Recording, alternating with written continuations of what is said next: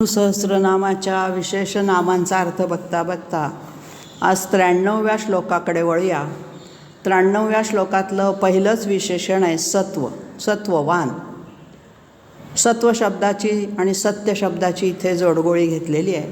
सत्ववान आणि सात्विक, तसं पाहिलं तर दोन्हीचा अर्थ समान आहे. जो सात्विक असतो तो सत्वगुणाने युक्त असतो. जो सत्ववान आहे, सत्वगुणयुक्त आहे, तोच सात्विक म्हटला जातो. फक्त इथे थोडासा अर्थाचा भेद असा केला आहे की सत्ववानमध्ये जे सात्विक गुण आहेत, आपण हे जे त्रिगुण मानलेले आहेत, हे कशाच्या आधाराने घेतलेले आहेत? कोणत्या गुणांना सत्वगुणामध्ये घ्यायचं? दैवी गुणसंपत आणि आसुरी संपत गीतेमध्ये वर्णन केलेली आहे.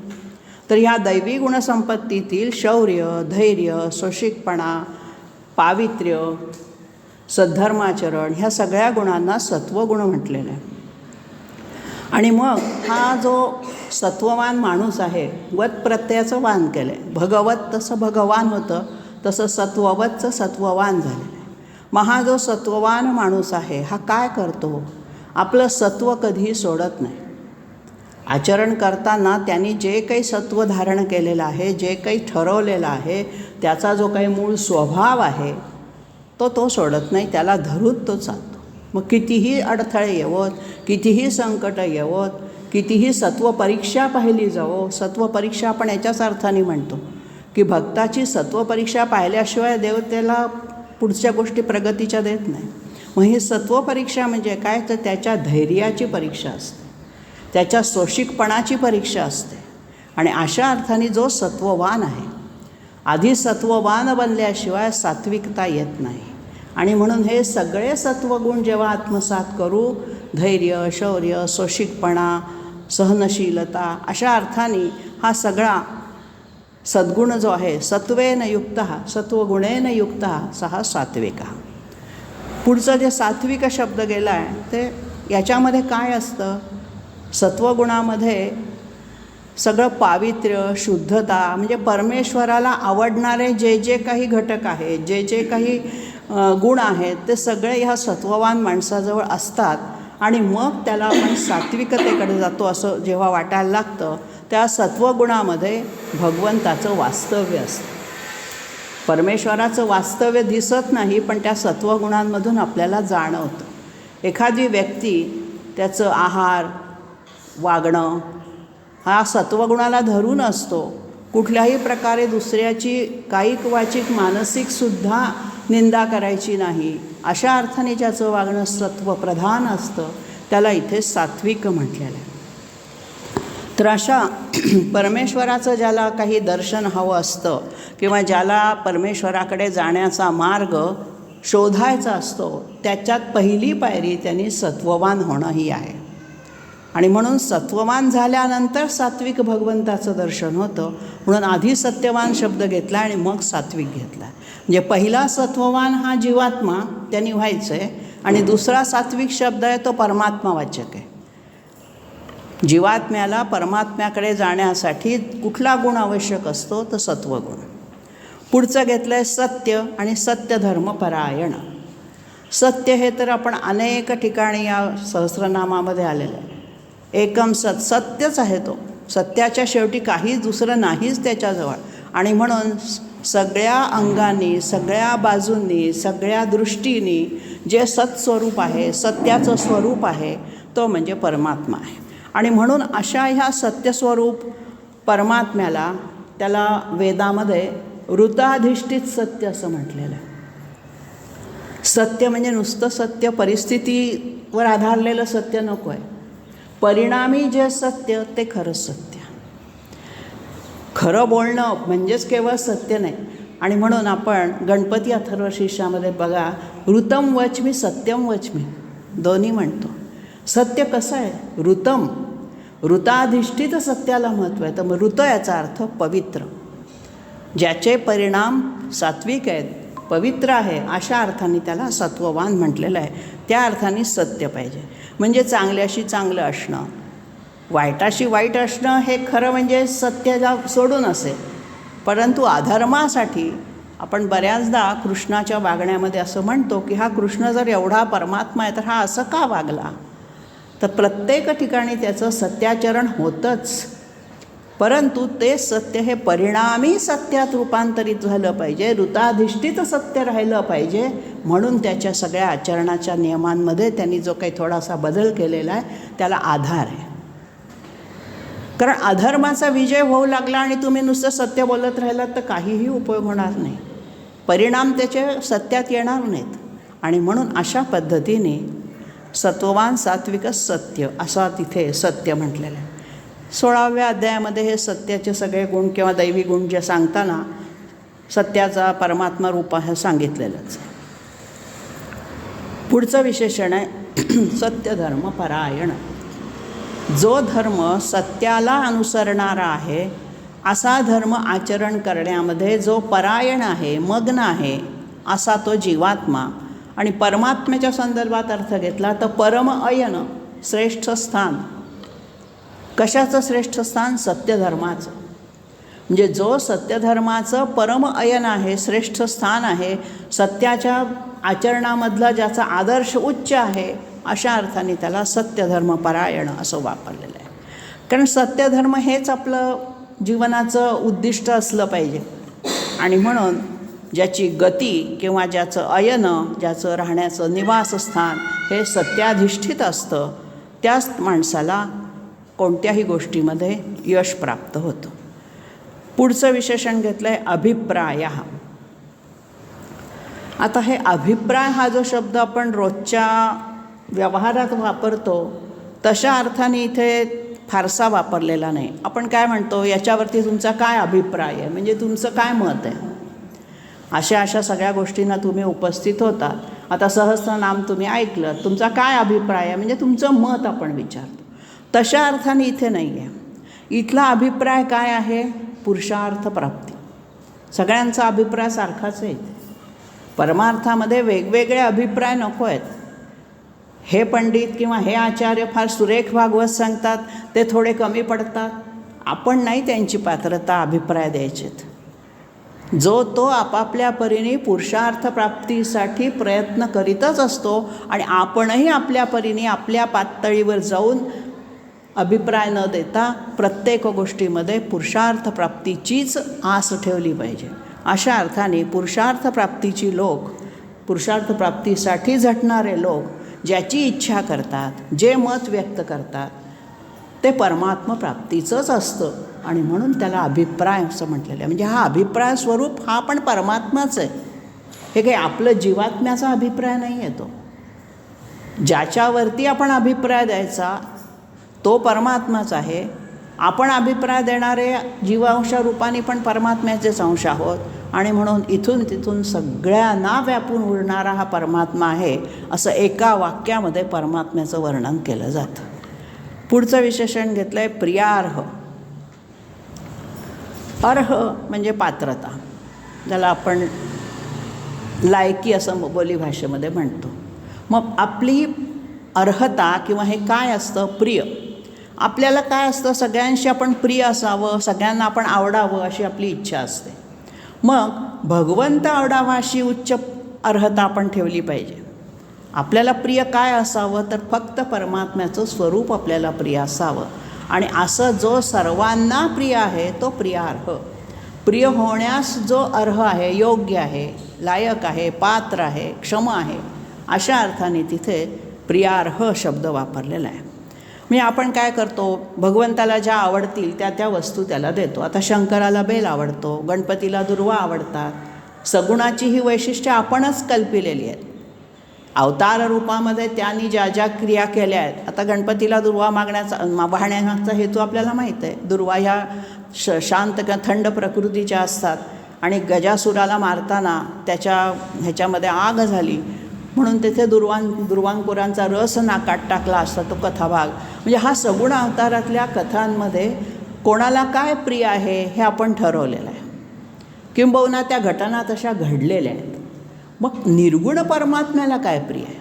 सगुणातलं आपल्याला माहिती आहे, महादेवाला बेल आहे, विष्णूला तुळस आहे, हे सगळं माहिती आहे. आपण तसं करतोय. पांढरी फुलं कोणाला, पिवळी फुलं कोणाला, हेही आपण करतो. पण सगळंच जर त्याने व्यापलेलं आहे तर तो जो निर्गुण परमात्मा आहे त्याला काय प्रिय असणार आहे? तर त्याला तुमची जी काही अर्हता आहे. पुढचंच विशेषण अर्ह घेतलं आहे.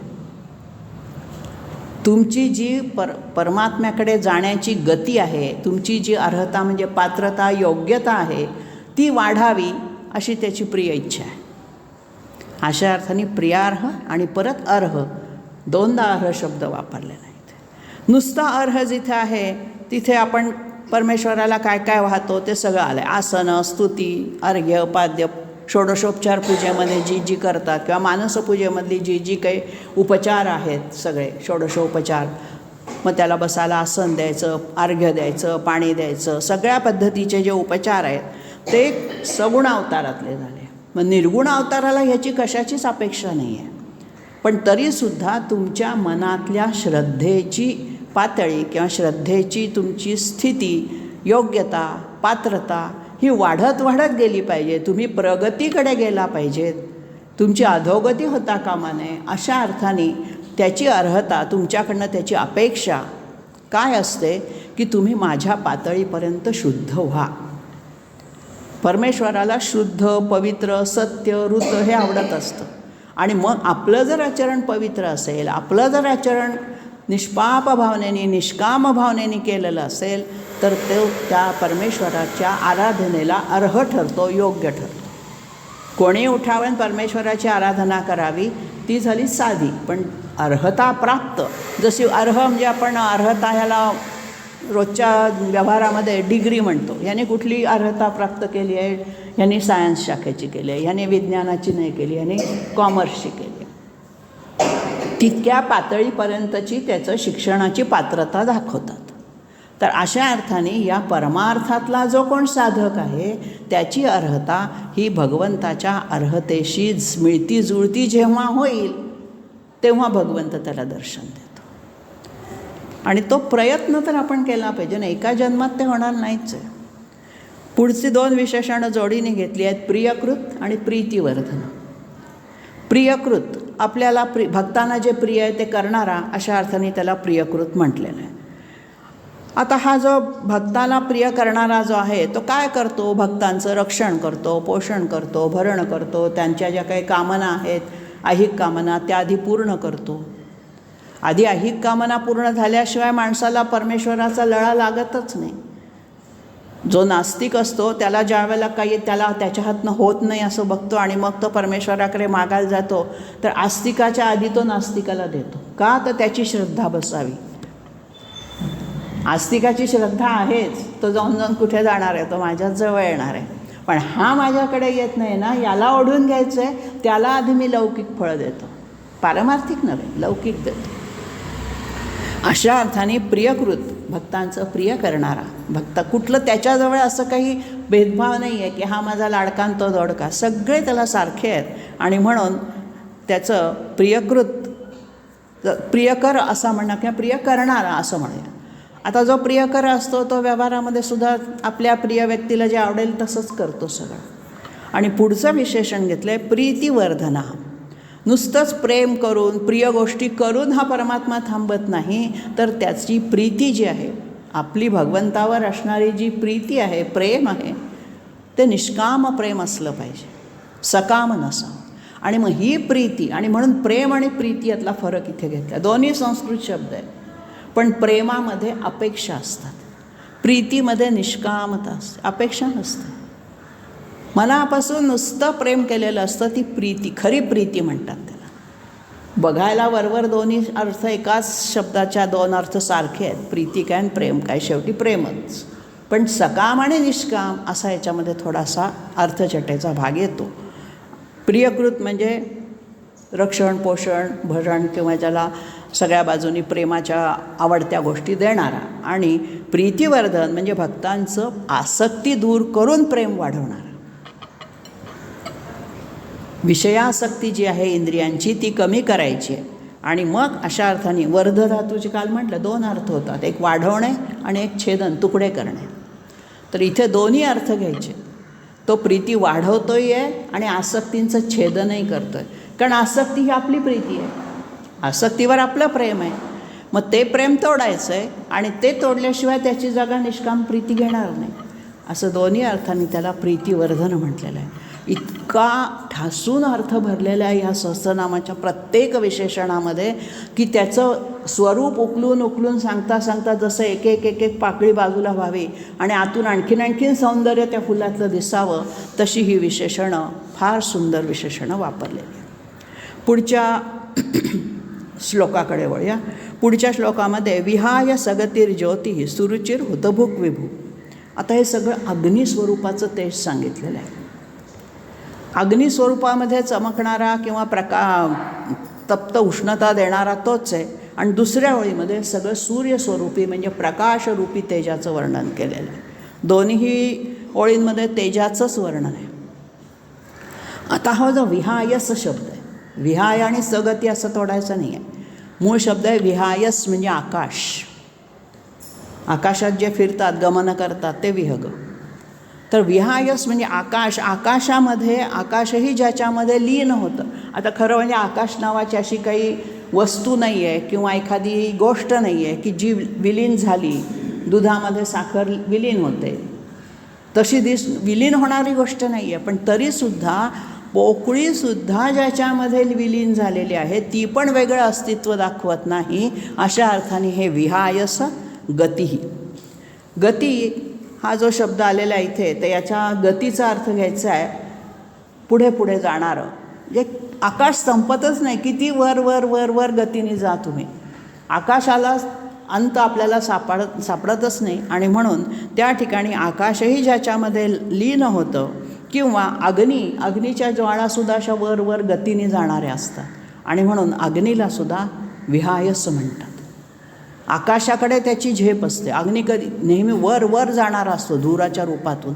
आणि म्हणून तो यज्ञातले हवन करताना जे द्रव्य असतात ती त्या त्या देवतेला अग्नी पोचवतो असं तिथे म्हटलेलं आहे. आणि म्हणून विहायस गती हे पहिलं विशेषण काढलं. दुसरं विशेषण आहे ज्योतिही. आता इथे प्रकाशरूप ज्योती घेतली आहे. स्वयं द्योतते इथे. परंतु ही ज्योती कशी आहे, ती पेटवावी लागत नाही आहे. ती स्वयंभूत आहे, स्वयंप्रकाशी आहे. कोणीही परमात्म्याची ज्योत, जीवात्म्याची ज्योतरूप जी आपल्यामध्ये जे चैतन्य आहे हे चैतन्य स्वयंभू आहे. दुसरा पुढचा जो एखादा अग्नी असतो त्याला चेतवावा लागतो. वन्नितो रे चेतवावा समर्थ म्हणतात. तर तो चेतवावा न लागणारा अशी ही ज्योत आहे. अखंड आहे तिने, कुठेही ती संपत नाही. बाकीच्या ज्योतींना कसं इंधन लागतं, साधनं लागतात. दिवा लावायचा म्हटलं तर समय हवी, निरांजन हवं, तेल हवं. दुसरा कुठलाही दिवा लावायचा असले त्याला वीज लागेल, रॉकेल लागेल, काहीतरी लागतं ज्योतीच्या प्रकाशासाठी साधनं. पण याला कशाचंही साधन लागत नाही आणि तरीही हा अखंडपणे तेवतो आहे. जगाच्या उत्पत्तीपासून विनाशापर्यंत ती ज्योत तेवत राहणार आहे, ती परमात्म ज्योत. अशा अर्थाने त्याला ज्योत म्हटलेलं आहे. आता इथे जरी प्रकाशासारखं ज्योत वाटत असली तरी ज्योतीचं दुसरं अंग आहे उष्णता. आपल्याला छोटी ज्योत दिसते त्याच्यातून उष्णता जाणवत नाही. पण अग्निस्वरूपाची जी ज्योत असते, मोठ्या स्वरूपातला यज्ञाग्नी, त्या ज्योतीची कल्पना इथे त्यांनी केलेली आहे. म्हणून विहायस आणि ज्योतिही अशी दोन विशेषणं, विहायस गती आणि ज्योती. पुढचं विशेषण घेतलं आहे सुरुचीही. आता हा जो सुरुची, रुची म्हणजे पुन्हा आवडणाऱ्या गोष्टी, त्याला त्याच्यात रुची आहे, याला याच्यात रुची आहे. ज्याच्यात रुची असते त्यात गती मिळते. आपल्याला एखादा विषय आवडतो त्यामध्ये आपल्याला खूप छान मार्क्स मिळतात. अशा अर्थाने मग याची सुरुची म्हणजे सुंदर जी काही दीप्तिमान तेजस्वी अशी जी त्याची रुची आहे, ती रुची आवडी कशा आहेत, सु आहेत, श्रेष्ठ आहेत. आवडीनिवडीसुद्धा ज्याच्या कशा आहेत त्यावरून त्याच्या पात्रतेची आपल्याला कल्पना येते. आणि म्हणून सुरुचीमध्ये शब्द वापरलेला आहे की ज्याच्या आवडी किंवा ज्याच्या रुची ह्या उत्कृष्ट आहेत तो परमात्मा. आणखीन रुचीचा अर्थ तेज किंवा दीप्ती किंवा सौंदर्य या अर्थात पण वापरलेला आहे. रुचिर शब्द आपण वापरतो. पदार्थ एखादा छान झाला, रुचिरत पक्वान्न, मग तिथे त्या रुचिराचा अर्थ आहे उत्कृष्ट गुणांनी युक्त. आपण रुचिरा पक्वान्नाच्या पुस्तकाचं नाव रुचिरा. रुचिरा म्हणजे काय, आवडणारं. पण मग कसं का आवडतं ते पक्वान्न किंवा ती पाककलेतली वस्तू जर उत्कृष्ट झाली तरच, बिघडली की ती आवडत नाही. अशा अर्थाने रुची ही कांती, तेज, आवड या अर्थाने तर आहेच आहे, पण ज्याची रुची, ज्याच्या आवडी, ज्याला असे भक्त आवडतात की जे श्रेष्ठ पदावर पोचलेले आहेत, कारण तोच स्वतः श्रेष्ठपदी विराजमान आहे. पुढचं विशेषण घेतलेलं आहे हुतभुक. हे आपण यज्ञीय संदर्भामध्ये पाहिलेलं आहे. हुतहा या अर्थामध्ये जी आहुती टाकली जाते त्याला हुत असं म्हणतात, आणि ही जी समिधांची आहुती आहे त्याचा उपभोग घेणारा, ते स्वीकारणारा, अशा अर्थाने हुतभुक असं म्हटलेलं आहे. आता हा जो हुतभुक आहे हा अग्निरूपातला आहे, कारण आपण जी काही यज्ञामध्ये आहुती टाकतो, यज्ञ म्हणजे बाहेर आपण जो करतो तोच यज्ञ कशाला, आपल्या पोटातसुद्धा जाठराग्नी आहेच. मग त्या जाठराग्नीमध्ये आपण ज्या ज्या आहुत्या टाकतो त्या सुरुची असल्या पाहिजेत. तो अग्निसुद्धा भगवंताकडे झेप घेणारा आहे. आपल्या सगळ्या त्या अन्नाचं पचन करून त्याचे रस तो आपल्या मेंदूपर्यंत पोचवणारा आहे. आणि म्हणून जाठराग्नीचं स्वरूप घ्या किंवा यज्ञाग्नीचं स्वरूप घ्या, सगळ्या ठिकाणी तो कसा आहे, हुतभुक आहे. त्याला ज्या ज्या तुम्ही आहुती टाकाल त्या त्या स्वरूपामध्ये त्याचं तो भक्षण करतो, ग्रहण करतो, स्वीकार करतो आणि परमात्म्यापर्यंत पोचवतो. जसा जाठराग्नीतला पचलेला अन्नरस सगळ्या शरीरभर पोचवला जातो, तसा यज्ञाग्नीतला जो रस असतो समिधा रूपाने टाकलेला, तो सुद्धा वरवर जाऊन त्या त्या देवतेपर्यंत तो पोचवतो. म्हणजेच तो त्याचा अग्नी हा त्याचा उपभोग घेतो. अशा अर्थाने हुतभुक. आणि शेवटी प्रलय काळाच्या वेळेचा सुद्धा इथं संदर्भ शंकराचार्यांनी जोडला आहे. प्रलयाच्या काळी काय होतं, सबंध विश्वाची आहुती त्या विश्वहोमामध्ये पडते. परमात्मा काय करतो, शेवटी सगळ्याची सृष्टीची निर्मिती करून प्रलय, पालनपोषण, उत्पत्ती, स्थिती आणि प्रलय. तर उत्पत्ती करतो, स्थिती म्हणजे पालनपोषण करतो, सांभाळ करतो, आणि शेवटी कंटाळा आला की सगळ्यांना प्रलयामध्ये सामील करून घेतो. हुतभुक होतं. तो सगळं आपणच निर्माण केलं, आपणच ठेवून देतो सगळं आपल्यामध्येच. जसे त्या लहान मुली भातुकलीची खेळणी मांडतात, सगळा स्वयंपाक करतात, सगळं करतात, कंटाळा आला की सगळी भांडी उचलतात आणि डब्यात कशात तरी भरून, पिशवीत भरून ठेवून देतात. तसा हा आपला संसार आहे. भगवंताने आपल्याला दिली आहेत भातुकलीची खेळणी. इच्छा आहे तर खेळायची. भगवंताची इच्छा झाली आता बास तुझं खेळणं, की तो उचलून तुम्हाला घेऊन जाणार, खेळण्यांसकट घेऊन जाणार. अशा अर्थाने हा हुतभुक आहे. पुढचं विशेषण घेतलं आहे विभू. 26व्या श्लोकामध्ये हे विशेषण आपण पाहिलं होतं. विभू म्हणजे व्यापक, भू म्हणजे सगळी पृथ्वी, सगळ्या विश्वाला, पृथ्वीला व्यापून उरलेला, तीनही लोकांना व्यापणारा, अशा अर्थाने पण आपण विभू शब्द पाहिला होता. म्हणजे काय, जे जे काही तीन लोक आहेत, स्वर्ग, मृत्यू आणि पाताळ, त्यांना तर तो व्यापतोच, परंतु हा तेजोमय प्रभू काय करतो, विभू या अर्थाने वैभवशाली आहे. दुसरा अर्थ त्याचा काढायचा वैभवशाली. त्याचं वैभव म्हणजेच हे 3 लोक आहेत. तो 3 लोकांना व्यापला आहे म्हणजे काय, त्याच्या प्रत्येका कणाकणात तो भरलेला आहे. व्यापणं म्हणजे असं काही एक चादर नाही आणि त्याच्या खाली त्याने व्यापून टाकलं आहे, तर प्रत्येकाच्या अंशरूपामध्ये, सजीव निर्जीवाच्या प्रत्येक कणामध्ये त्याचं रूप भरून तो पुन्हा उरलेला आहे. अशा अर्थाने वैभवशाली आहे. त्याच्या वैभवाला पारावारच नाही आहे. परमात्म्याला कुठल्याही गोष्टीची सीमा नाही आहे, आणि म्हणून अशा अर्थाने त्याला विभू म्हटलेलं आहे. हे विश्व हे जणू काही या विविध तेजोमूर्तींच्या आत बाहेर सगळीकडे त्या तेजाने भरलेलं आहे. पुढचं विशेषण घेतलं आहे रवी. रवी हा सूर्य अर्थाने आपण पाहिलेला आहे. इथे मी जे म्हटलं की सहस्रनामाच्या पुन्हा पुन्हा जी विशेषणं येतात ती सूक्ष्म अर्थ सांगणारी असतात. ढोबळमानाने अर्थ आहे रवी म्हणजे सूर्य, जो अग्नीच्या किंवा प्रकाशाच्या उष्णतेच्या रूपाने आपल्याला दर्शन देतो. परंतु इथे रवीचा अर्थ वेगळा आहे. रव शब्दाचा अर्थ आहे आवाज. आपण याच्यामध्ये वापरतो होता गुंजारव किंवा केकारव. मोराच्या आवाजाला केकारव म्हणतात, भुंग्याचा गुंजारव. किंवा मोठ्याने कोणी ऋग्वेदातले मंत्र कसे म्हणायचे असतात, उच्च रवाने मोठ्याने म्हणायचे असतात. तर उच्च रव म्हणजे काय, तर उच्च आपल्या जो स्वर आहे, जो आपला शब्द आहे तो मोठ्या उंच पातळीपर्यंत नेता आला पाहिजे. मंत्रोच्चार कधी पुटपुटायचे नसतात. सहस्रनामसुद्धा सहसा मनातल्या मनात किंवा असं म्हणू नये, मोठ्याने म्हणावं, घरभर त्याचा रव गेला पाहिजे. मग इथे रवीचा अर्थातला यायचा आहे, रव म्हणजे आवाज. मग ह्या परमात्म्याचा जो रव आहे तो ओंकार रूप आहे. सगळ्यात पहिल्यांदा कुठला रव बाहेर पडला असेल तर प्रणव. आणि म्हणून ओंकार रूप हे ज्याचं स्वरूप आहे. आणि म्हणून उच्च रवानी जो बाह्य रवीप्रमाणे आपल्या अंतःकरणातल्या बाह्य सूर्य काय करतो, आपल्याला सुचवतो, मी उगवलं आहे, उठा कामाला लागा.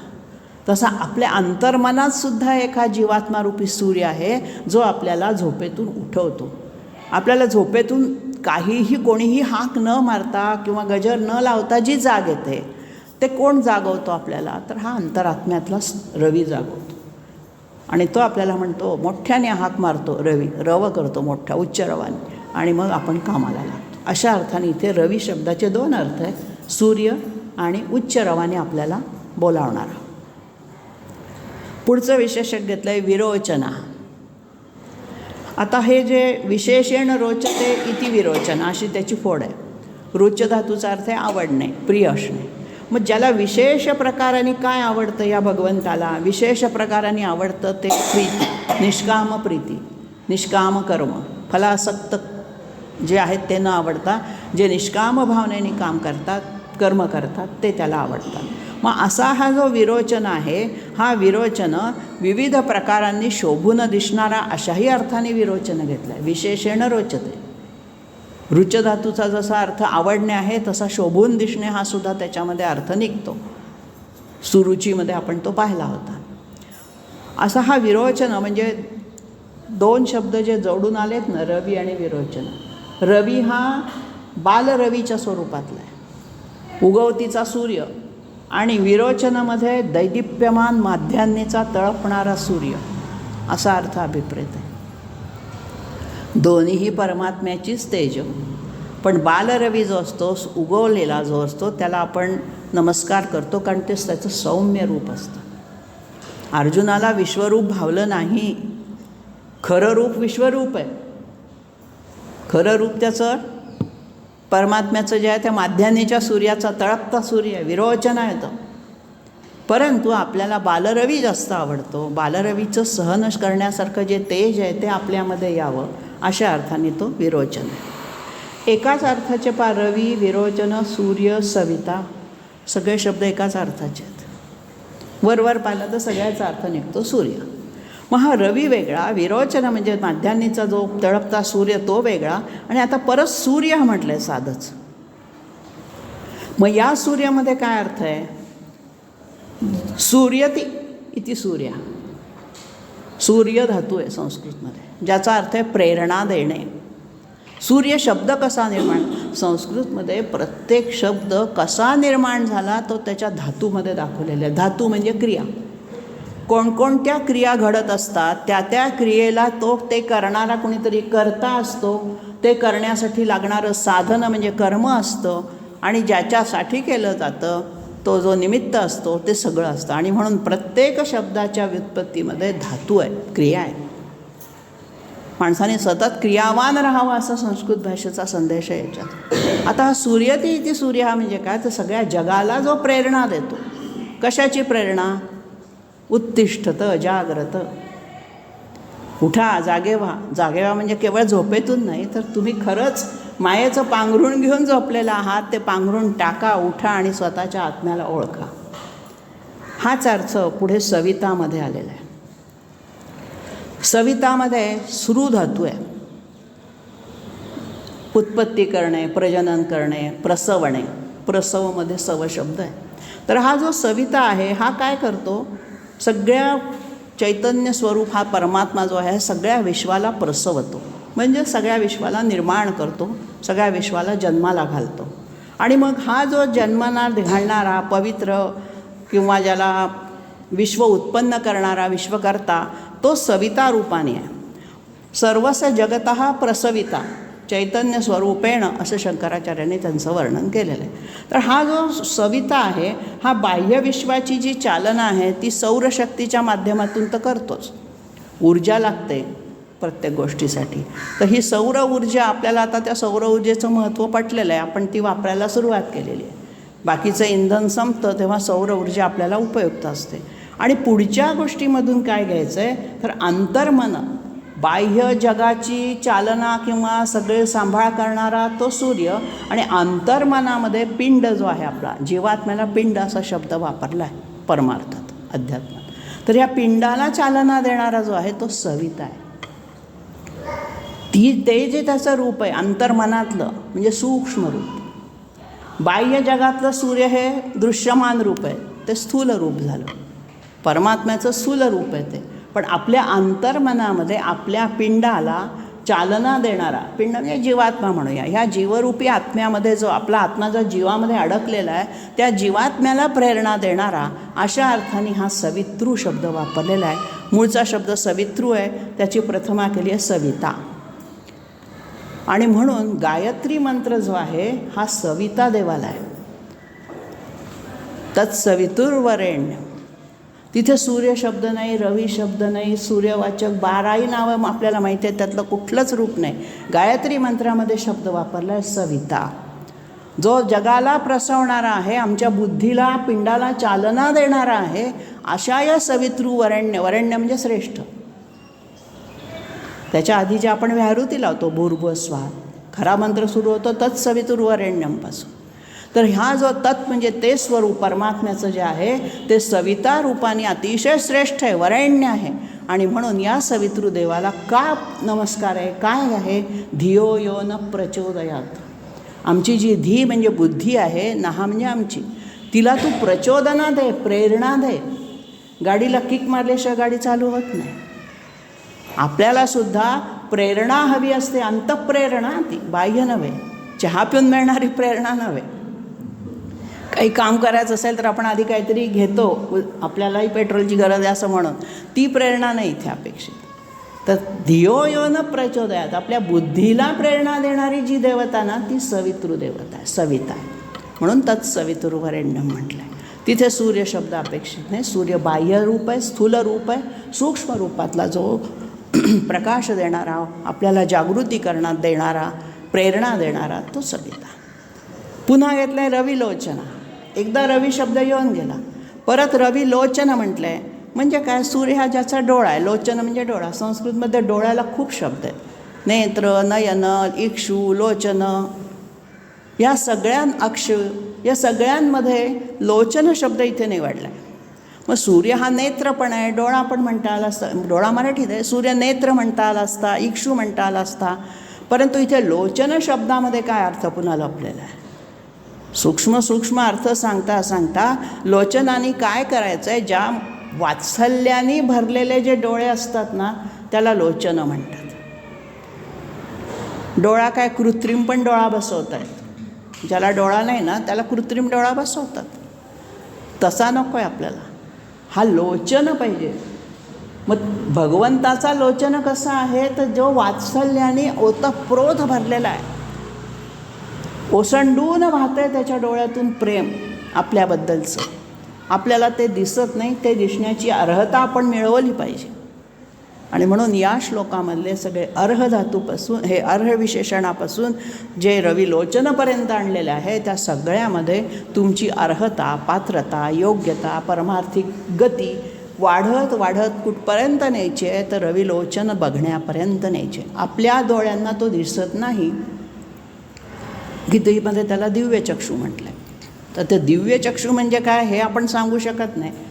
जे आपल्या डोळ्याने दिसत नाही ते ज्याच्या डोळ्याने दिसतं ते दिव्यचक्षू. अर्जुनाला दिव्यचक्षू दिले तेव्हा त्याला ते विश्वरूप दिसलं. मग हे जे त्याचं रूप पाहायचं आहे आपल्याला, हे लोचनामधलं त्याच्या डोळ्यातलं प्रेम पाहायचं आहे. आपल्याला एखाद्या व्यक्तीकडे बघितल्यानंतर कळतं की हा संतापी आहे, किंवा साधी रोजची व्यक्तीसुद्धा ही आत्ता संतापली आहे की आत्ता शांत आहे, डोळ्यातून कळतं. तो परमात्मा हा संतापणारा असूनसुद्धा तो रविलोचन आहे. प्रेरणा त्याच्या डोळ्यातूनच प्रेरणा मिळते. बऱ्याच असं म्हटलं जातं, डोळ्यामधून जसं वात्सल्य असतं ना तसं डोळ्यामधून धाक पण निर्माण करता आला पाहिजे. नुसते डोळे वटारले तरी धाक मारायची गरज नाही. अशा अर्थाने हे जे लोचन आहे ते बोलणारे, बोलके लोचन असतात. आणि म्हणून त्याला हा रवी जो आहे, जागृती प्रेरणा देणारा सूर्यरूपातला जो रवी आहे, तो रवी आमच्या डोळ्यांना त्याच्यासारखे लोचनं आम्हाला प्राप्त होवोत, आम्हालाही दिव्य दृष्टी लाभो आणि परमात्म्याच्या डोळ्यातलं प्रेम आम्हाला समजो, अशा अर्थाने त्याची ही स्तुती केली आहे की तू रविलोचन आहेस, तू सविता आहेस, तू सूर्य आहेस. सगळ्या विशेषणांमधून तेच सांगितलं. पुढचं घेऊया, अनंत हुतभुक भोगता. अनंत हे रूप आपण बऱ्याचदा पाहिलं आहे. 17व्या श्लोकातही आत्ता आलं होतं. ज्याला अंत नाही तो अनंत. फारसं काही त्यात सांगायची हे नाही आहे. अनंत चष्मी नागानाम ही सुद्धा विभूती पाहिली. अनंत नाग, ज्याला शेषनाग म्हणतो, तोही अनंत रूपामध्ये अपेक्षित आहे. किंवा आपण गणपतीमध्ये जी अनंत चतुर्दशीला अनंताची पूजा करतो, तोही अनंत स्वरूप, नागस्वरूप जो आहे त्याची पूजा असते ती. हुतभूक पुन्हा तेच आलं आहे.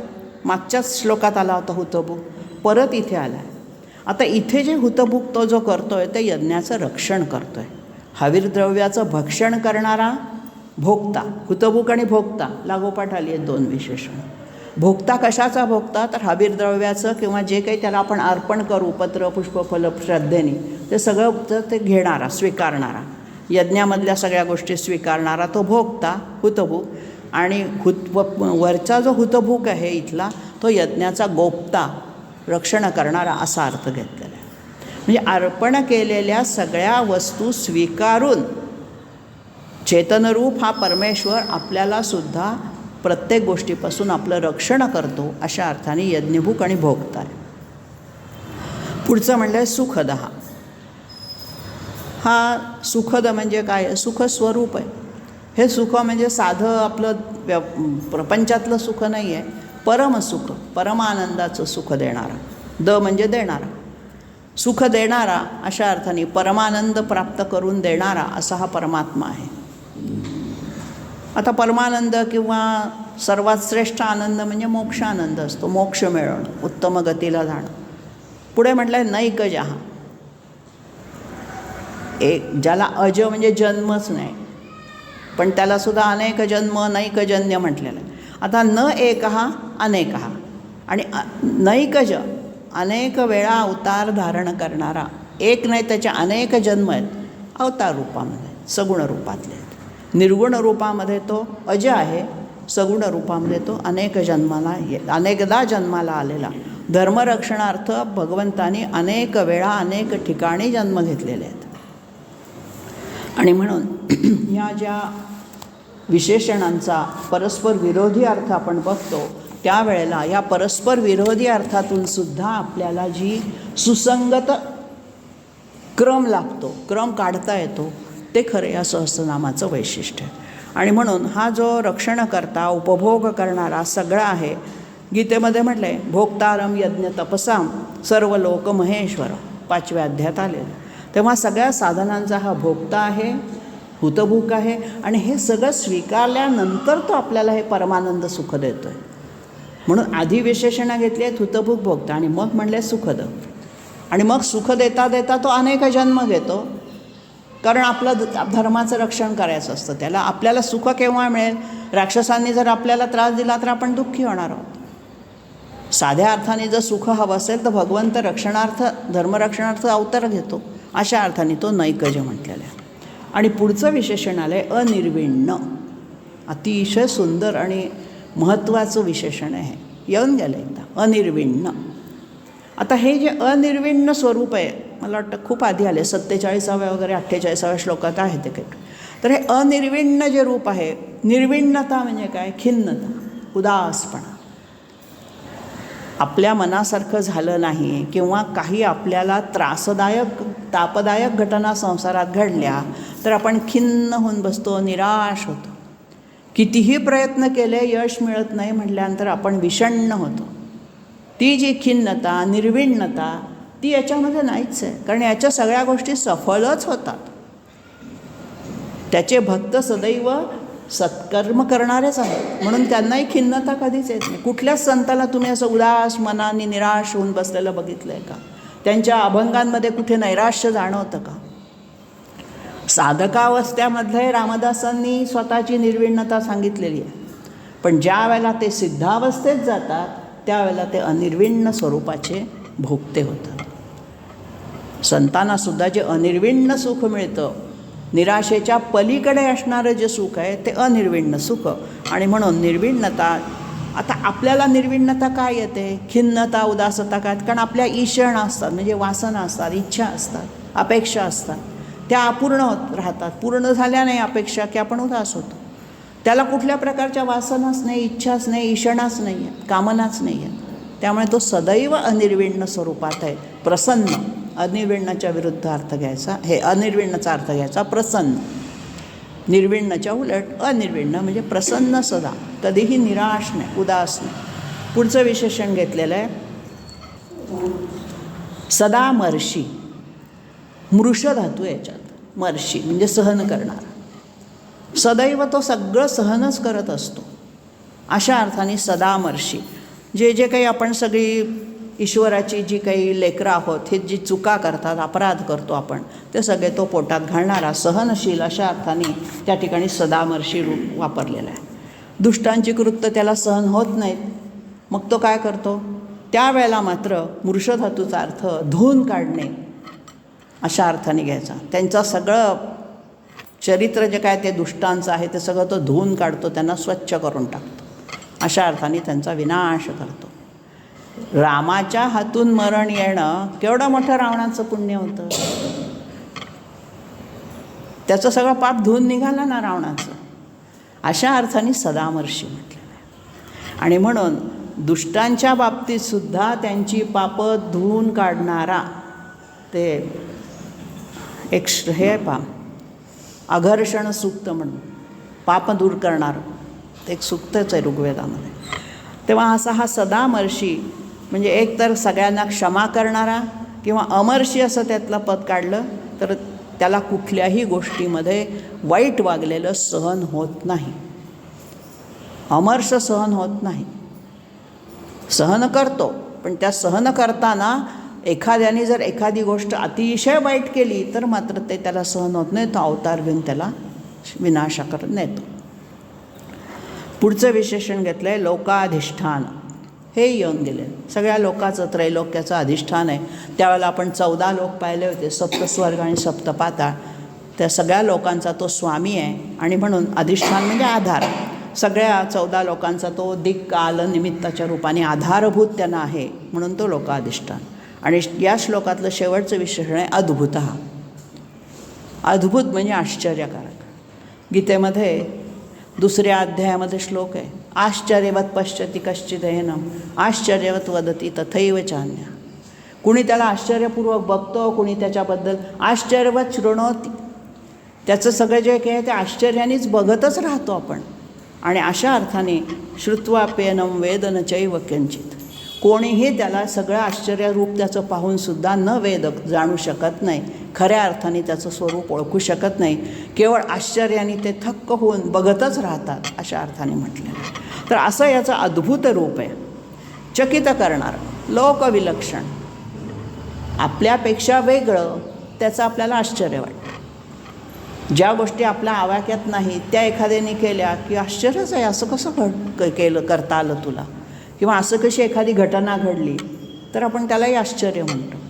तेव्हा अद्भुत, आश्चर्यचकित, ज्याचा स्वभाव आहे आश्चर्यचकित करणारा, ज्याचं कार्य आश्चर्यचकित करणारं आहे, ज्याच्याजवळ आश्चर्यचकित होण्यासारखे सद्गुण आहेत, पराकोटीचे सद्गुण आहे, सद्गुणांची सुद्धा त्यांनी पराकोटी आश्चर्याने गाठलेली आहे, अशा अर्थाने त्याला अद्भुत स्वरूपातला असा परमात्मा असंही म्हटलेलं आहे.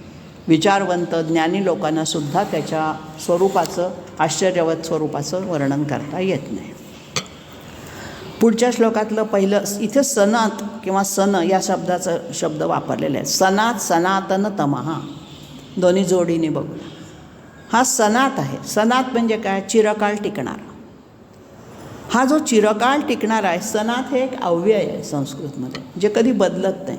मग हा तसाच आहे अव्ययासारखा, त्याला आपण अव्यय, अजर, अमर म्हणतोच आहे, अविनाशी. तसं ह्याचं स्वरूप आहे चिर, सदैव. तिच्यावरती कशाचीही दिक्कालाची सत्ता चालत नाही, अशा अर्थाने तो सनात आहे. मग हा जो सनात परब्रह्म आहे, जे पूर्वीपासून आहे म्हणून त्याला सनातन असा शब्द वापरलेला आहे. जे कधीही बदलत नाही, चिरकाल टिकतं असा जो काही आपला धर्म, अतिप्राचीन धर्म, अशा अर्थाने आपल्या धर्माला सनातन धर्म आपण म्हणतो. आणि त्याला आणखीन एक शब्द जोडतो, वैदिक. कारण वेद हे अतिप्राचीन आहेत, नष्ट होतच नाही, होणारच नाही आहेत, अशा अर्थाने ते सनातन आहेत. आणि इथे त्याला सनातन नुसतं म्हणून सनातन म्हटलं नाही, सनातन तम म्हटलं आहे. तरतमवाचक म्हणजे ज्याला आपण कंपॅरेटिव्ह डिग्री आणि सुपरलेटिव्ह डिग्री म्हणतो. तम ही सुपरलेटिव्ह डिग्री. विद्वत्तम, सगळ्यांमध्ये श्रेष्ठ असा हा तम आहे. दोन गोष्टींची तुलना असली तर वापरतो आणि अनेक गोष्टींशी तुलना केल्यानंतर त्याच्यामध्ये तो श्रेष्ठ, तो सनातनतम. आणखीन हे एक सनातनतम किंवा सनत ह्या संदर्भामध्ये एक इथे उल्लेख करा असा वाटतो की सनातन, सनंदन आणि सनतकुमार हे 4 शब्द आपल्याला बऱ्याचदा भागवताच्या किंवा पोथीमध्ये वाचताना सापडतात. मग हे सनक सनंदन कोण आहेत? सनतकुमार त्यांना म्हटलेलं आहे. कुमार म्हणजे कायम कुमारावस्थेमध्ये असणारे. हे 4 ऋषी होते. ऋषी म्हणण्यापेक्षा हे विष्णूचे अवतार मानूया आपण त्यांना, किंवा मानलेलं आहे, आपण मानण्यापेक्षा म्हटलेलं आहे. मग हे जे अवतार त्यांनी सगळ्यात आधी प्राचीन काळातच घेतले. विश्वाच्या निर्मितीपूर्वी विष्णूंनी हे 4 ऋषींच्या रूपात अवतार घेतलेत. पण ते ऋषी किती 5च वर्षाचे दाखवलेत. या सनंदन सतकुमारांचं जे वर्णन केलं आहे, सनतकुमारांचं, ते फक्त 5 वर्षाचे दाखवलेत म्हणून त्यांना कुमार शब्द वापरलेला. पण ते इतके विद्वान होते, आता विष्णूचेच अवतार होते ते सगळे, आणि म्हणून या सदैव ध्यानामध्ये ते सगळीकडे संचार करतात किंवा मग्न असतात, सत्परायण असतात. अशा अर्थाने ह्यांनी सगळ्यात पहिला उपदेश नारदांना केलेला आहे. नारदांचे गुरु होते सनतकुमार. तर ह्या सनतकुमारांचा जो प्राचीन अवतार, हे काळाचे पण प्रकार मानलेले आहेत. काही विद्वानांनी या सनक, सनंदन, सनत आणि सनतकुमार यांना काळाचं प्रतीक मानलं आहे. कोणते काळ? सनक हा गेलेला भूतकाळ, सनंदन हा आजचा वर्तमान, सनत हा उद्याचा भविष्य, आणि सनतकुमार म्हणजे हा कधी संपतच नाही, सदा सर्वदा तोच काल आहे. भूत भविष्य वर्तमानाच्याही अतीत पलीकडे असणारा, अशा अर्थाने याला सनतकुमार म्हणतात. तो उल्लेख इथे सनातन तमशी जोडायचा आहे. कालातीत परब्रह्म आहे, त्याला कालाच्या मर्यादा नाही, दिशांच्या मर्यादा नाही, कुठल्याही प्रकारच्या मर्यादा नसलेला, अशा अर्थाने हा सनातनतम आहे. म्हणजे अगदी सृष्टीच्या निर्मितीपूर्वी ब्रह्मदेवालाही निर्माण करण्यापूर्वीचे हे अवतार आहेत. म्हणून त्याला अनेक जग नैकज म्हणतात तिथे त्याचे ते अवतारही आपल्याला सापडतात. पुढची विशेषण आलं आहे कपिलः आणि कपिः. कपिल शब्दाचा संस्कृतमधला साधा अर्थ आहे तांबूस रंग, कपिलवर्ण. आता हा जो तांबूस पिंगट असा जो रंग असतो त्याला कपिल म्हटलेला आहे. मग हा काय आहे धुरकट रंगाचा किंवा तांबूस रंगाचा? तर अग्निस्वरूप सांगितलेलं आहे. साधा अग्नी नाही आहे, हा वडवानलाचा अग्नी आहे. समुद्रामध्ये सुद्धा तळाशी काही वेळेला अग्नी पेटतो, त्याला वडवानल म्हणतो आपण, आणि तो बाहेर दिसत नाही, आतल्या आत धगधगत असतो. आणि समुद्राच्या तळाशी असणारं जे इंधन आहे ते त्याला धगधगतं ठेवण्याला मदत करतं. तर असा हा वडवानल रूपी जो अग्नी आहे त्याचं रूप या कपिल शब्दाने वर्णन केलं आहे. त्याचा फक्त बाहेर धूर दिसतो, तो कपिल वर्णाचा असतो, तांबूस पिंगट रंगाचा. म्हणून समुद्रातील आग किंवा अग्नी हा इथे अपेक्षित आहे, आणि म्हणून त्याला कपिल असा शब्द वापरला. पुढचा शब्द घेतलेला आहे कपिः. शब्दशः कपीचा अर्थ आहे वानर. कपिश्रेष्ठ, कपींद्र, हनुमानाला आपण म्हणतो. परंतु कपी शब्दाचे संस्कृतमध्ये बरेच अर्थ होतात. एक तर अर्थ होतो वराह अवतारामध्ये घेतला. कपी म्हणजे वराह पण निघाला.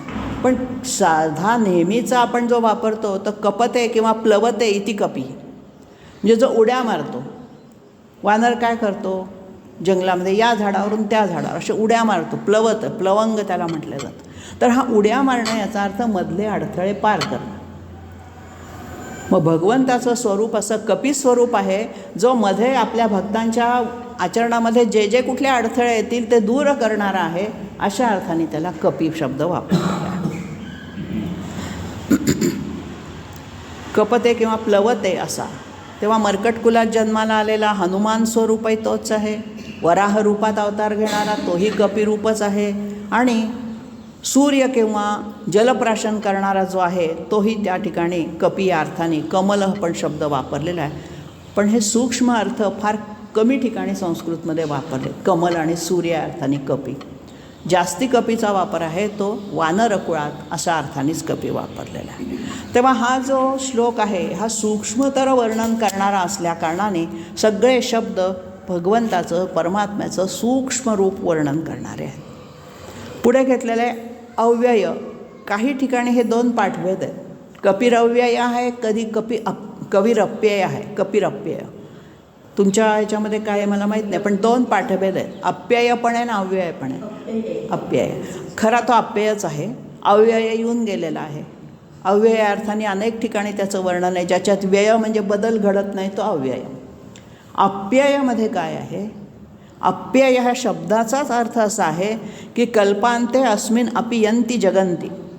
अपियती विलीन होणे, सामावून जाणे.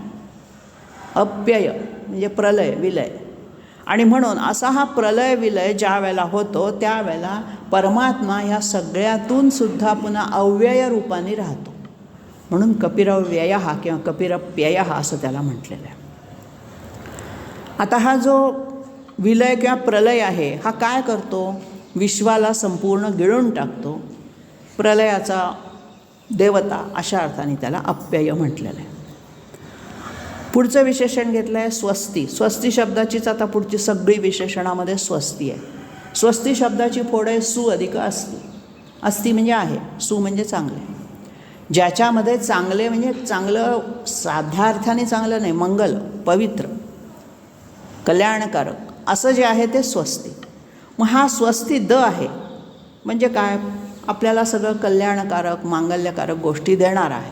भगवंत आपल्याला जे देतो ते आपल्या हिताचंच असतं, आपल्या कल्याणासाठीच तो देतो. म्हणून तर समर्थ त्याला म्हणतात कल्याण करी रामराया.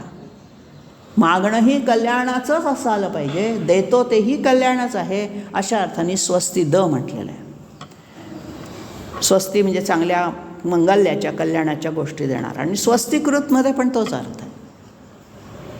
नुसतं देत नाही तर आपलं स्वस्ती करतो. देणे आणि करण्यामध्ये फरक आहे. देणं आयतं मिळतं. आपलं मंगल करताना आपल्याला काहीतरी कृती करावी लागते म्हणून कृत म्हटलं आहे. स्वस्तीकृत. नुसतं स्वस्तीद म्हणजे आपण काय काही लोकांना तो न मागताही सगळं देतो कर्मानुसार त्यांच्या. पण इथे स्वस्तीकृत म्हणजे आपल्या हातनं चांगलं मांगल्याचं काहीतरी करवून घेतो. प्रायोजक ते घेतलेलं आहे, प्रयोजक रूप वापरलेलं आहे कृतमध्ये. आणि म्हणून मांगल्य शुभ सगळं आपल्या हातनं तो करून घेतो. सत्कर्म करणं घेणारा किंवा सत्कर्म करायची बुद्धी देणारा असा तो स्वस्तीकृत आहे. आणि पुढचं विशेषण आहे स्वस्ती. जो स्वस्ती देतो, स्वस्ती करतो तो मुळात स्वस्ती रूपच आहे ना, त्याशिवाय तो कसा करणार? म्हणजे स्वतः तो स्वस्ती रूप आहेच. शुभ मंगल कल्याणकारक असं त्याचं स्वरूप आहेच. अभिष्ट स्वरूपामध्येच तो आहे आणि म्हणून तो आपल्याला ते देऊ शकतो. ज्याच्याजवळ धन आहे तोच दुसऱ्याला देऊ शकेल ना. आणि अशा अर्थाने हा स्वस्तीद, स्वस्तीकृत आणि स्वस्ती. आता हा जो स्वस्ती स्वरूपातला जो आहे हा स्वस्ती स्वरूपातला जो भगवंत किंवा परमात्मा आहे त्याचं सूचक चिन्ह पण आपण स्वस्तिक मांडलेलं आहे. जे आपण स्वस्तिक काढतो रांगोळीच्या रेखाटनामध्ये, ती काढण्याची सुद्धा एक पद्धत आहे. असा झेड नाही काढायचा. आधी आडवी रेख, आधी उभी रेख पण नाही आहे. आधी आडवं विश्व पसरलेलं आहे, त्याला छेदणारा उभा परमात्मा आहे आणि मग त्याच्या गतीच्या दिशा आहेत त्या. अणू ज्या गतीने फिरतो त्या गतीने स्वस्तिक काढायचं आहे. कुठेही अधिकाची फुली देऊन घेतली, उभं काय आडवं काय, फार मोठा या स्वस्तिवाचक चिन्हाचा अर्थ आहे स्वस्तिकाचा. आणि म्हणून हे मांगल्याचं प्रतीक आहे. जिथे जिथे स्वस्तिकाचं चिन्ह आहे तिथे अशुभ गोष्टी टिकूच शकत नाही, त्याला ओलांडू शकत नाही असं आहे. म्हणून अंगणामध्ये दारात स्वस्तिक चिन्ह काढलं जात असे पूर्वी. आपल्याला त्याच्यामागचं विज्ञानही माहीत नाही, त्याच्यातला खरा अर्थही कळलेला नसतो. मग काय स्वस्तिक काढलं कसं? काढलं आहे ना, स्वस्तिकच आहे ना. बऱ्याचदा तर उलटं स्वस्तिक काढलं जातं. माहितीच नाही ती दिशा कशी आहे. आणि म्हणून आपल्या पुढच्या पिढीला हे शिकवलं पाहिजे. स्वस्तिक कसं काढा, आपल्या पिढीला माहिती आहे, आपण काढत आलो आहोत लहानपणापासून, आपले मागची पिढी आपल्याला सांगते म्हणून आपण केलं. पुढच्या पिढीला त्याचा अर्थ समजावून सांगा, ते कसं काढायचं, का काढायचं, हे आपण ह्या सगळ्या विशेषणांमधून शिकलं पाहिजे. भगवंताचे गुण पुढे पुढे नेले पाहिजेत पुढच्या लोकांपर्यंत. आणि असं हे जे स्वस्ती वचन पण आपण नेहमी म्हणतो बघा, सर्वे सुखिनः सन्तु, सर्वे सन्तु निरामया, सर्वे भद्राणि, हे स्वस्ती वचनच आहे. सगळ्यांचं मंगल होवं. आमच्या कामना, आमच्या प्रार्थना स्वार्थी नाहीच आहेत. सगळे संतू निरामय, सगळेच निरामय हो, मी एकटा रोगरहित राहावं असं नाही आहे. पसायदानसुद्धा सगळ्या विश्वाचं कल्याण मागितलेलं आहे. कोणीही केवळ एकट्यापुरतं, माझ्यापुरतं मला दे, शेजारच्याला दे, नाही तर नको देऊ, त्याच्या कर्माची फळं, असा अर्थ नाहीच आहे. माझ्या अवतीभोवती असणारं सगळं स्वस्तिकारक असावं. स्वस्ती वचन आहे, स्वस्ती पुण्यकारक असतं. आणि म्हणून ह्या पुढच्या याला म्हटलं आहे स्वस्तीनं, आपण जो अथर्वशीर्षाच्या आधी शांतिमंत्र म्हणतो तो या स्वस्तिवाचकच आहे. स्वस्तिनो इंद्रा वृद्धश्रवा, स्वस्तिनो पूषा विश्ववेदा. त्याच्यामध्ये स्वस्तिनं तार्ष्ट, हा जो तार्ष्ट आहे हा गरुड या अर्थाने आलेला आहे. गरुड हे विष्णूचं वाहन, आपण काल त्याला पाहिलेलंच आहे. अनेक अर्थाने गरुड आहे, सुपर्ण आहे, वैनते आहे, तसा तार्क्ष आहे. आता हा जो स्वस्तिनं तार्क्ष अरिष्ट नेहमी, अरिष्टाची जी आपली काही साखळी आहे नेहमी आहे, त्याच्यातून हा गरुड आपल्याला उंच वर घेऊन जाणार आहे. अशा अर्थाने हे स्वस्ती मंत्र, स्वस्ती वचन, स्वस्तिक चिन्ह, हे सगळे हे भगवंताचे अंशरूपाने नटलेले स्वस्तीचे अवतार रूप किंवा ज्याला अंशरूप म्हणूया असे. आणि म्हणून तो स्वस्तिभूक आहे. जे जे मंगल आहे त्याचा स्वीकार करणारा आहे तो. त्याला अपवित्र गोष्टी आवडत नाहीत. म्हणून मनाची, चित्ताची प्रसन्नता, निर्मलता, निष्पापता ही स्वस्तिचिन्हात दाखवली गेली आहे. स्वस्ती वचनं पुढचं घेतलेलं आहे स्वस्तिभूक आणि स्वस्ती दक्षिणा. स्वस्ती दक्षिणा, ज्याची दक्षिणासुद्धा स्वस्ती पाहिजे किंवा ज्याचं दाक्षिण्य स्वस्ती आहे, कल्याणाचं आहे. स्त्री दाक्षिण्यामध्ये आपण दाक्षिण्य शब्द वापरतो. दाक्षिण्य म्हणजे आपल्या मनातल्या दाक्षिण्याची ती खूण असते. तर अशा अर्थाने तो स्वस्ती दक्षिण आहे. आता ही जी मंगल करण्याची इच्छा असणारा, अशा अर्थाने स्वस्ती दक्षिणं म्हटलेलं आहे. कुठल्याही मंगल गोष्टी पूजेसारख्या आपण केल्या की आपण त्या करवून घेणाऱ्या जो कोणी आपला पुरोहित असेल, यज्ञाचा असेल, रोजच्या सत्यनारायणासारख्या पूजेचा सुद्धा असेल, त्यांना आपण दक्षिणा देतो. आणि ही दक्षिणा नुसती द्यायची नाही कोरडी, तर ती ओली करून द्यायची. मग ती का बरं पाण्याने ओली करायची? नुसत्या पाण्याने ओली केली त्याचा अर्थ काय आहे? तर तुमच्या मनातल्या श्रद्धा, त्या व्यक्तीबद्दलचा आदरभाव, त्यांनी आपल्या काहीसाठी काही मंत्र म्हटलेत, त्यांनी आपल्यासाठी काहीतरी ते केलं आहे, त्याचं उतराई होण्याची जी आपल्या मनातली भावना, त्या भावनेने ते ओतप्रोत ओलं झालं पाहिजे. जी दक्षिणा देतो ती ओली करून देण्यामागे हा गुण आहे की आपल्या श्रद्धेभावाने किंवा श्रद्धाजलाने ती ओली करायची.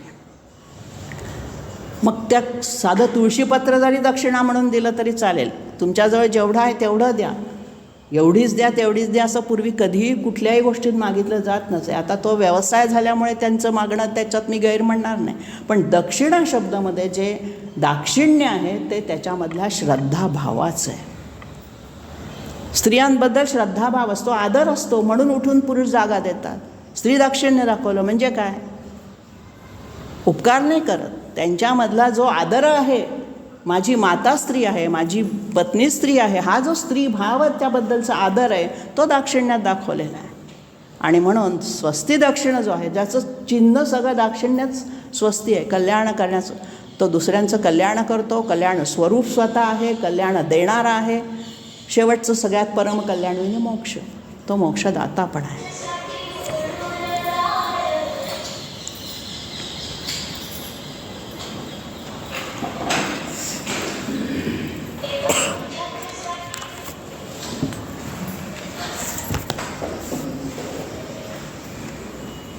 बसायला